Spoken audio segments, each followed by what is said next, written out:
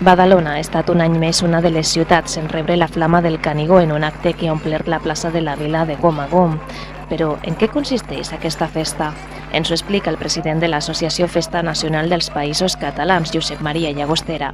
La flama del Canigó és el símbol de la unitat cultural dels països catalans. El foc es manté al Canigó any rere any, però el dia 22 s'encén una foguera, el foc nou que simbolitza l'inici de l'estiu. Aquest foc viatja a través de diferents rutes a tots els indrets dels països catalans i el símbol és aquest, és una unitat cultural que doncs, algú també pensa que pot algun dia esdevenir una identitat política i administrativa.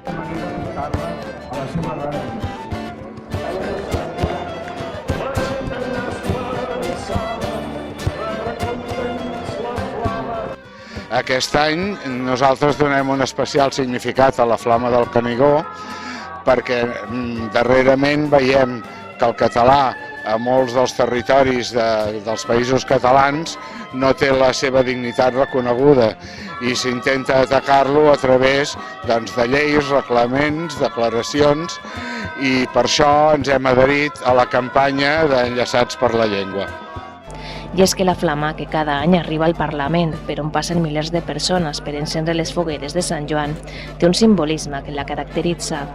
I a Badalona, a més, es viu envoltada de tot un seguit d'actes que la fan especial, com per exemple la crema del decret de nova planta a la mateixa plaça de la Vila. D'alguna manera el decret de nova planta significa el moment en què, després de la Guerra de Successió, tot allò que es reconeixia com a propi de Catalunya queda anul·lat per un decret real, totalment antidemocràtic i era una arma de repressió en el seu dia contra un poble que era vençut. És un símbol que a Badalona hem adoptat, en altres llocs n'adopten d'altres. Un cop ha arribat la flama a la plaça s'han donat les salves de benvinguda a càrrec dels Miquelets de Badalona i s'ha cantat l'anomenat Garrotí de la Flama. Porta llenya de molts llocs i a la nit del 22 ensenyem un gran foc. Oh, garrotí, oh, garrotat,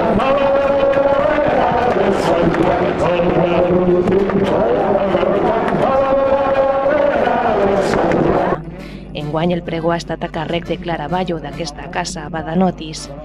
El que vaig pensar quan ho va proposar va ser perquè jo tot seguit vaig transportar-me la primera vegada que vaig cobrir aquesta festa i càmera en mà vaig entrevistar a totes les persones que l'organitzen i també a totes les persones que la vivien en aquell moment i la viuen avui en dia. A partir de llavors ha estat una fita marcada a la nostra agenda informativa intentant difondre a través de les paraules, de les imatges, no només la festa, sinó allò que ens van transmetre.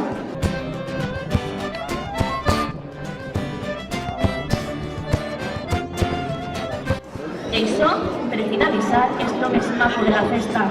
Saber que paral·lelament a aquests moments, places, carrers de nord a sud del territori català, a hores d'ara i durant tota la nit, mantenen viva la cultura catalana a través d'elements com aquesta flama, com els petards, els dracs, els trabucaires, mantenint així la cultura catalana viva. Badalona Bèsties de Foc ha estat l'entitat encarregada del fi de festa.